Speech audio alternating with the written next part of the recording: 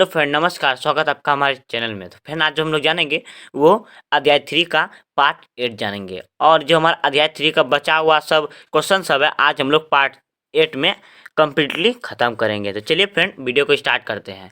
आप इसे अच्छी तरह समझिए और अपने कॉपी में भी नोट करते जाइए। फ्रेंड जैसे कि आपको दिख रहा होगा, सबसे पहला प्रश्न है फ्रेंड्स, बहुउद्देशीय परियोजनाएं किसे कहते हैं। तो आज हम लोग जानेंगे, बहुत लाइन बाय लाइन जानेंगे, जो कि आपको और अच्छी तरह समझ में आएगा। इसका जो राइट आंसर है दोस्तों, एक से अधिक परियोजना को बहुउद्देशीय परियोजना कहते हैं। एक से अधिक कैसे परियोजना, जैसे ये मेरा एक पेन है, पेन से हम लिख भी सकते हैं, किसी को मार भी सकते हैं, और भी इसका कार्बन भी बना सकते हैं। जैसे जो किसी चित्र जो छापने वाला जो मिलता है वो भी हम बना सकते हैं, इसका लीड निकाल के। देखिए इसका 3 काम हुआ, क्या क्या। पहले तो हुआ एक हमारा लिखना, दूसरा हुआ हमारा अगर किसी को मारना तो हम पेन भोंक के भी मार सकते हैं, दूसरा हो गया। और तीसरा हुआ फ्रेंड इसका जो है इसका ईसाई को निकाल के वो कार्बन जैसा बनाना, छापने वाला। तो 3 गो हमारा उद्देश्य हो गया। एक वस्तु का 3 उद्देश्य, या क्या है, एक से अधिक उद्देश्य। एक नहीं रहना चाहिए, 2 रहे, 3 रहे, 4 रहे, या 10, 15, 20, 25, 30 जो भी रहे वो हमारा बहुउद्देशीय परियोजना में रहेगा। एक वस्तु काम 1000। ठीक है फ्रेंड। इसका जो जैसे में है, यानी कि उदाहरण है वो बांध। जैसे फ्रेंड अगले वीडियो में मैंने बताया था, बांध जो होता है, बांध का नौका चालक करते हैं, फिर हम उसका जल विद्युत उत्पादन करते हैं, सिंचाई करते हैं, और भी बहुत सारे काम करते हैं। तो बांध का हमारा एक बांध हजारों काम, तो हमारा एक बहुउद्देशीय परियोजना में आ जाएगा। बहुउद्देशीय परियोजना का उदाहरण होता है, एक से अधिक परियोजनाओं को बहुउद्देशीय परियोजना का, जिसका एक वस्तु 1000 काम। आप घरेलू भाषा में बोल सकते हैं एक वस्तु 1000 काम, जिसके आपको शॉर्टली में याद रह सकता है। आप ये याद रखिएगा, एक वस्तु 1000 काम, जैसे उदाहरण में बांध। प्रश्न 2 है फ्रेंड, देखिए हमारा, पंडित जवाहरलाल नेहरू ने बांध के विषय में क्या कहा। तो आप पंडित जवाहरलाल नेहरू को तो जानते ही होंगे। ठीक है फ्रेंड, चलिए अब इसका देखते हैं कि पंडित जवाहरलाल नेहरू जो है बांध के विषय में क्या शब्द बोले, स्वर्ण शब्द क्या बोले। तो इसका राइट आंसर में दोस्तों ये ऑप्शन है आंसर मेरा। पंडित जवाहरलाल नेहरू ने का विश्वास था कि इन बांधों के चलते कृषि तथा ग्रामीण अर्थव्यवस्था, औद्योगिकरण और नगरीय अर्थव्यवस्था में विकास होगा। तो फ्रेंड चलिए अब हम लोग समझते हैं लाइन बाय लाइन क्या है, देखते हैं। पंडित जवाहरलाल नेहरू का विश्वास था, किसका विश्वास था में दोस्तों, वो था पंडित जवाहरलाल नेहरू का विश्वास था। अब क्या विश्वास देखते हैं कि इन बांधों क्या, जो बांध सब होता है, इन बांधों के चलते कृषि जो खेती करते हैं तथा ग्रामीण अर्थव्यवस्था, गांव में जो रहते हैं वो गरीब रहते हैं, वो अर्थव्यवस्था, यानी अर्थव्यवस्था का मतलब होता है इनकम, तो वो सुधरेगा। ग्रामीण अर्थव्यवस्था, औद्योगिकी, जो हमारा फैक्ट्री सब है वो औद्योगिकी है, और नगरीकरण अर्थव्यवस्था, यानी शहर का जो अर्थव्यवस्था है उसमें विकास होगा। जैसे हम अगर बांध बनाते हैं तो गांव में खेती होती है, तो बांध से हमारा खेत में सिंचाई होगा, और गांव में जो खेती हो रहा है उसमें अधिक अनाज होंगे, और ज़्यादा अधिक अनाज होगा तो किसान सब अनाज को बेचेंगे और अधिक मुनाफा कमाएंगे। जिससे हमारा नगरीय क्षेत्र, जैसे कि शहर वाले क्षेत्र में विकास कैसे होगा, आपको ये भी हम समझा देते हैं। देखिए फ्रेंड, जैसे हम बांध बनाएं, ठीक है फ्रेंड, तो शहर में भी जो ऐसा सब काम होता है कि पानी से जैसे विद्युत उत्पादन कर लिए, तो वो भी हमारा विकास हुआ। औद्योगिकरण, औद्योगिक यानी फैक्ट्री में पानी ही नहीं जाएगा तो कैसे होगा। ये बांध बनेगा तो बांध में क्या होता है, ज़्यादा पानी को इकट्ठा कर लेता है, उसमें बहुत सारे उद्देश्य होते हैं, जो कि बहुउद्देशीय परियोजना के एक उदाहरण है।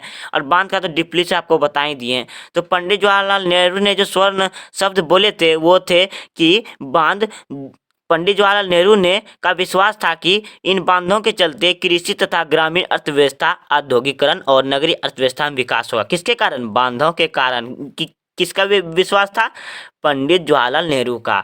देखिए फ्रेंड प्रश्न हमारा 3 क्या है, टिहरी बांध किस नदियां पर स्थित है। ये जो हमारा एक बांध है, क्या नाम है बांध का, टिहरी। और ये जो बांध जो बनता है वह तो कोई तो नदी में बनता है, और वो जो टिहरी बांध है, एक बांध का नाम है, वो कौन नदी पे बना है। इसका जो राइट आंसर वो है हमारा भागीरथी नदी।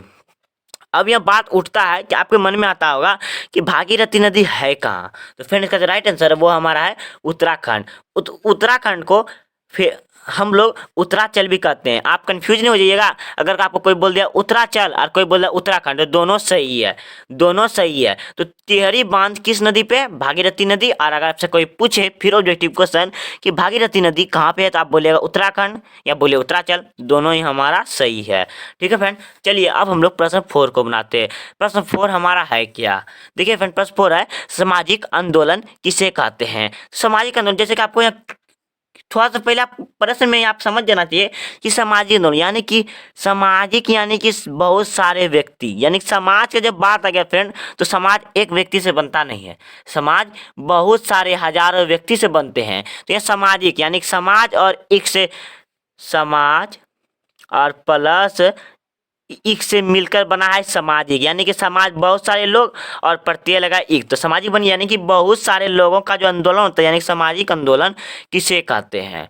तो जैसे कि आपको पता होना चाहिए, आंदोलन जो होता है किसी चीज़ का विद्रोह करने के लिए होता है। फिर भी हम इसको समझते हैं कि सामाजिक आंदोलन किसे कहते हैं। आंसर फ्रेंड हमारा, ऐसा आंदोलन जिसमें बांध नहीं बनने के लिए लोग आंदोलन करते हैं, तो ऐसा आंदोलन को सामाजिक आंदोलन कहते हैं। सामाजिक आंदोलन जो फ्रेंड होता है वह एक आंदोलन का नाम है जिसका उद्देश्य है कि जहाँ पे बांध बन रहा है उसको बांध बनने नहीं देंगे। जहाँ जैसे कि यहाँ बांध बन रहा है, हम यहाँ बांध बनने नहीं देंगे, उसके कारण विरोध कर। जैसे कि एक उदाहरण इसका नर्मदा बचाओ आंदोलन, नर्मदा में एक बांध बन रहा था और इसका ये सामाजिक आंदोलन यहाँ पे हुआ था। फिलहाल यहाँ पे बांध बन गया। ठीक है फ्रेंड, चलिए अब हम लोग आगे चलते हैं। देखिए फ्रेंड, प्रश्न 5 हमारा है नदी घाटी परियोजना क्या है?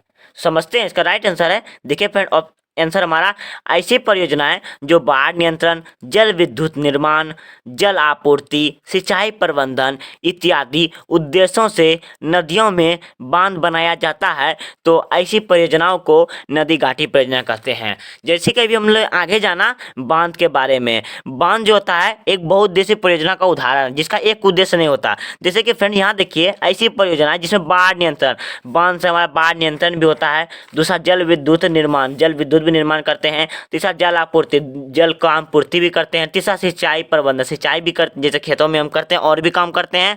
और ऐसे सबको जो उद्देश्य से जो बांध बनाया जाता है, और बांध जिस परियोजना के तहत बनाया जाता है उसे ही नदी घाटी परियोजना कहते हैं।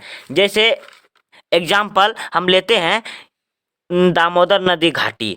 आज देखिए फ्रेंड, दामोदर नदी घाटी में भी कोई बांध बना होगा, हाँ, तो वो जो बांध बना वो बना दामोदर घाटी परियोजना के तहत। जैसे भाखड़ा नंगल घाटी, भाखड़ा जो ये जो दामोदर घाटी परियोजना है फ्रेंड्स, ये दामोदर नदी पे है, और दामोदर नदी पे भी कोई बांध बना होगा, और ये वो जो बना दामोदर घाटी परियोजना के तहत बना। दामोदर, देखिए फ्रेंड, नदी घाटी परियोजना का अर्थ क्या होता है? ऐसी परियोजना जो बाढ़ नियंत्रण, जल विद्युत निर्माण, जल आपूर्ति, सिंचाई प्रबंधन इत्यादि उद्देश्यों के लिए नदी में बांध बनाया जाता है, तो ऐसी परियोजना को नदी घाटी परियोजना कहते हैं। बांध तो बनाते हैं तो उसका कुछ तो परियोजना होगा, और उसी परियोजना को नदी घाटी परियोजना कहते हैं। जैसा उदाहरण हमारा दामोदर घाटी परियोजना, ये है दामोदर नदी में। दूसरा है भांगड़ा नंगल घाटी परियोजना, ये सतलुज नदी में। और तीसरा है चंबल घाटी परियोजना, चंबल नदी में। अगर फ्रेंड्स आपको कोई पूछे दामोदर घाटी परियोजना किस नदी पर है, तो आप बोलेगा दामोदर नदी पर। अगर आपसे कोई फिर पूछ, देखिए फ्रेंड, आपके हाथ में है कि आप कितना ऑब्जेक्टिव क्वेश्चन बना सकते हैं। आप तो बहुत बना सकते हैं, तो हम चलिए आपको कुछ ऑब्जेक्टिव क्वेश्चन भी बता देते हैं जो कि आपको बहुत ही काम आएगा। अगर आपसे कोई पूछे कि सतलुज नदी पर किस नदी घाटी परियोजना है, कौन नदी घाटी परियोजना, आप बोलेगा भाखड़ा नंगल घाटी परियोजना।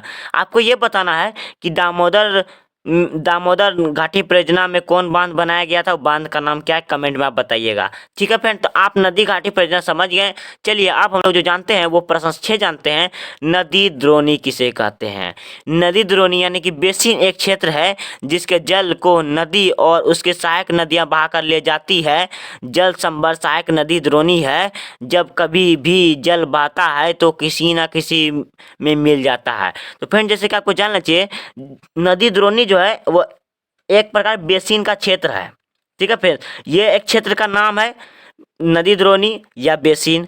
ठीक है फ्रेंड, और बेसिन का जो जल होता है, जैसे यहाँ हमारा जल है बेसिन का, ठीक है फ्रेंड, और यहाँ से हमारा नदी जा रहा है, इसका सहायक नदी है, तो ये जल जो यहाँ पे ये नदी पे मिल जाएगा, और ये नदी पे जो मिलेगा और ये नदी का जो जल था कई कई जगह में लेके चल जाएगा। तो यही जो होता है हमारा फ्रेंड्स, वो नदी द्रोणी कहते हैं। नदी द्रोणी किसे कहते हैं? नदी द्रोणी एक क्षेत्र है जिसके जल को नदी और उसके सहायक नदी बहा कर ले जाती है, चाहे कहीं पे भी लेके जाए, पर यहाँ हमारा जल है, जैसे कि अभी आपको समझे, बहा कर ले जाती है। जल संभर सहायक नदी द्रोणी है। जब कभी भी जल बहता है तो किसी न किसी में मिल जाता है।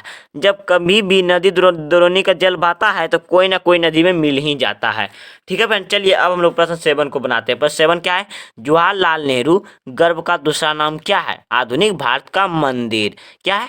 ऑब्जेक्टिव क्वेश्चन फ्रेंड्स, VVI हमारा VVI। जवाहरलाल नेहरू गर्भ का दूसरा नाम क्या है? तो आधुनिक भारत का मंदिर। ठीक है फ्रेंड, चलिए अब हम लोग आगे चलते हैं। देखिए फ्रेंड, हमारा जो प्रश्न 8 वो है मौसमी नदियाँ किसे कहते हैं। तो फ्रेंड आपको जरा सा क्लू मिल जाना चाहिए कि मौसमी नदियाँ की जब बात हो रहा है फ्रेंड, देखिए मौसमी नदियाँ की अगर बात हो रहा है तो मौसम पे आधारित। चलिए फ्रेंड्स, हम लोग इसका आंसर भी जान लेते हैं। वैसी नदियाँ जिसमें पानी सिर्फ वर्षा ऋतु में रहती है अथवा नदियों में पानी का जल स्तर घट जाता है, तो ऐसी नदी को मौसमी नदियाँ कहते हैं। तो फ्रेंड देखिए, समझते हैं अब लाइन बाय लाइन। वैसा नदी जिसमें पानी सिर्फ वर्षा ऋतु में रहता है, वह वर्षा ऋतु तो आप जानते हैं कब आती है, वर्षा जब होती है उसे वर्षा ऋतु कहते हैं। अथवा नदी के जल का पानी घट जाता है। आपको ये समझ में नहीं होगा, नदियों के पानी का जल स्तर घट जाता है। जैसे कोई एग्जाम्पल, ये हमारा नदी है, ये हमारा नदी है और इसमें 10 फीट पानी है और पानी है हमारा, और जब हमारा वर्षा ऋतु खत्म हुआ तो ज़्यादा धूप होगी और धूप के कारण हमारा 5 फीट जो जल था वो सोख लिया। ठीक है फ्रेंड, तो हमारा 5 फीट जल बच गया और इसका जल स्तर घट गया। और कोई नदी है फ्रेंड जिसमें हमारा 5 फीट हमारा जल है। ठीक है फ्रेंड, और जब धूप वाला ऋतु आया, जब पे ज़्यादा धूप होती है, तो फ्रेंड इसका 5 लीटर जो था हमारा जल वो सोख लिया, तो ये सूख गया। और इसमें 10 लीटर था, जिसमें 5 लीटर सोखा तो 5 लीटर बचा। तो ये क्या बोल रहा है? नदियों के पानी जल स्तर घट जाते हैं। कोई कोई नदियों का पानी सूख जाता है और कोई कोई नदियों का जो पानी होता है वो जल स्तर घट जाता है। जिसमें ज़्यादा पानी रहता है उसका जल स्तर घट जाता है, जिसमें कम पानी रहता है वो सूख जाता है। और मौसमी नदियाँ में होते हैं हमारा वर्षा ऋतु में पानी। ठीक है फ्रेंड, और इसका जो उदाहरण है घंगर नदी। घंगर नदी में जो फ्रेंड्स, ये हमारे एक मौसमी नदियाँ, अगर आपसे कोई पूछे एक मौसमी नदियाँ का नाम बता तो आप बोलेगा घग्गर नदी। ठीक है फ्रेंड, चलिए अब हम लोग प्रश्न 9 बनाते हैं। प्रश्न 9 है फ्रेंड, बारहमासी नदियाँ किसे कहते हैं? जैसे कि आप यहाँ देख रहे होंगे, बारहमासी नदियाँ को हम सदा नीर नदियाँ भी कहते हैं। आप कन्फ्यूजन नहीं हो जाइएगा कि सदा नीर नदियाँ अगर आपसे कोई पूछ दे तो आप समझिएगा कि ये बारहमासी नदियाँ का ही दूसरा नाम है। एक नाम का बहुत नाम होता है, आपको तो ये पता ही रहना चाहिए। बारहमासी नदियाँ को हम सदा नीर भी नदियाँ कहते हैं। अब प्रश्न है हमारा, बारहमासी नदियाँ किसे कहते हैं? देखते हैं। वैसा नदी जिसमें 12 माह पानी रहता है, जिसका कारण है कि वर्षा ऋतु में के समाप्त होने पर ये नदियाँ में हिमालय के बर्फ पिघलने से पानी आता है तथा ऐसी नदियाँ हिमालय से जुड़ी रहती है, तो ऐसी नदियों को बारहमासी नदियाँ कहते हैं। फिर ये जो बारहमासी नदियाँ होती है, पहले तो वर्षा ऋतु में पानी इसमें रहता ही है, और जब वर्षा ऋतु खत्म होती है, जब धूप वाला ऋतु आता है, तो ये जो बारहमासी नदियाँ होती है वो हिमालय से जुड़ी होती है। हिमालय से, और हिमालय में तो आप जानते हैं कि बर्फ़ से भरा होता है। जब ज़्यादा धूप होगा तो बर्फ़ पिघलेगा तो पानी निकलेगा। जब पानी निकलेगा तो वो जो हिमालय से जो नदी जुड़ी है तो वो हमारा नदी में पानी आ जाएगा, और इसके कारण वहाँ 12 माह पानी रहता है। ठीक है फ्रेंड, इसका एक उदाहरण है गंगा नदी। आप कभी भी नहीं देखेंगे कि गंगा नदी सूखी रहती है। ठीक है फ्रेंड, चलिए अब हम लोग प्रश्न 10 को देखते हैं। प्रश्न 10 है फ्रेंड्स, धरातलीय जल का मुख्य स्रोत क्या है? यानी कि जमीन का जो जल होता है, धरातल यानी कि जमीन का जो जल होता है उसका मुख्य स्रोत क्या है? धरातलीय जल का मुख्य स्रोत पोखर, झील, तालाब, जलाशय इत्यादि है। पोखर तो आप जानते हैं, आप इसे शॉर्टली से समझ लीजिए कि पानी को जो इकट्ठा करते हैं वो ही धरातलीय जल का मुख्य स्रोत है। ठीक है फ्रेंड, चलिए अब हम लोग प्रश्न 11 देखते हैं। विश्व की सबसे अधिक वर्षा कहाँ होता है? सबसे पहला हमारा मासिनराम, दूसरा चेरापूंजी। मासिनराम और चेरापूंजी जो है वो हमारा मेघालय में है। ठीक है फ्रेंड्स। मासिन राम, अगर आपसे कोई पूछे विश्व की सबसे ज्यादा वर्षा किस राज्य में होती है तो आप बोलेगा मेघालय। अगर आपसे कोई फिर पूछे विश्व की सबसे अधिक वर्षा किस स्थान में होती है तो आप बोलेगा मासिन राम, और दूसरा है चेरापूंजी।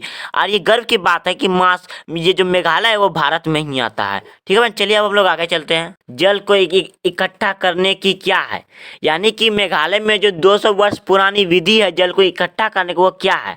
मेघालय में नदियां एवं झरनों के जल को बांस द्वारा बने पाइप द्वारा जल को एकत्रित करने की विधि 200 वर्ष पुरानी है।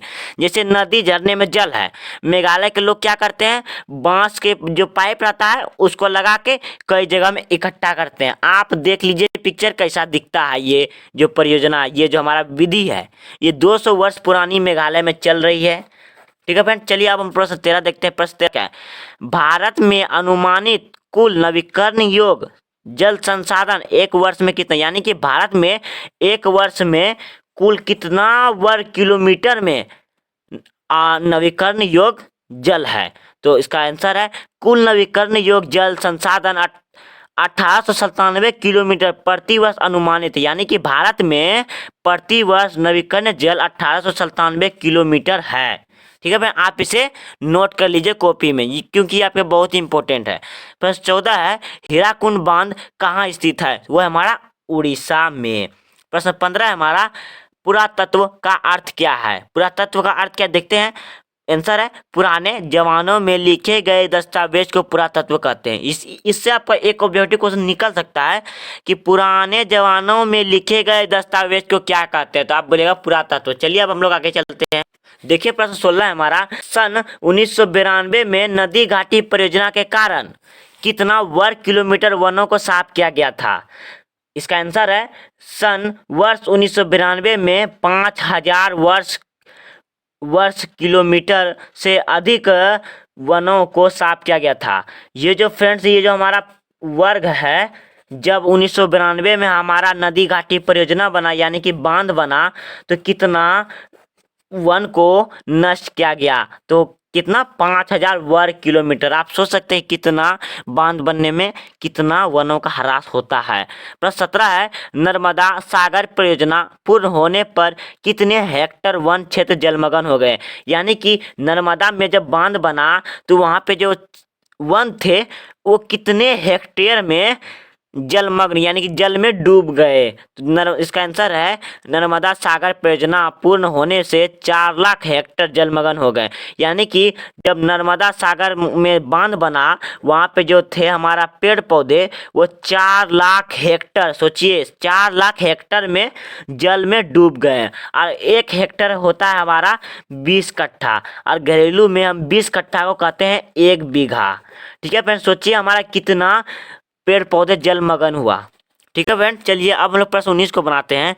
पश्चिमी बंगाल में किस खनन के कारण वनों में गंभीर खतरा, यानी कि पश्चिमी बंगाल में जो हमारा वनों पे जो खतरा है वो कौन कौन खनन के कारण। तो पहला है बक्सा टाइगर रिजर्व खनन, दूसरा है डेमोनाइट खनन। अगर आपसे कोई पूछे पश्चिम बंगाल का ऐसे 2 खनन का नाम बताओ जिसमें वन बहुत ही गंभीर खतरे में पड़े, तो आप बोलेगा बक्सा टाइगर रिजर्व खनन और दूसरा डेमोनाइट खनन। और ये दोनों जो खनन है वो हमारा पश्चिम बंगाल में ही है। ठीक है फ्रेंड, चलिए अब हम प्रश्न 19 बनाते हैं। चंद्रगुप्त मौर्य के समय किन किन सिंचाई यंत्रों का निर्माण किया गया था। तो इसका जो राइट आंसर है, यानी आंसर जो हमारा चंद्रगुप्त मौर्य के समय वृहद स्तर पर बांध झील सिंचाई यंत्रों का निर्माण किया गया था। प्रश्न 20 को बनाते हैं। प्रश्न 20 देखिए क्या है, इल्तुतमिश ने किस क्षेत्र में हौज खाज बनवाया। अब इसका राइट आंसर देखते हैं। 14वीं शताब्दी में इल्तुतमिश ने सिरफोर्ट क्षेत्र में पानी की सप्लाई के लिए हौज खाज बनवाया था। अब आप सोचते होंगे कि हौज खाज क्या होता है। ये जो हौज खाज है फ्रेंड एक विशिष्ट प्रकार की तालाब है।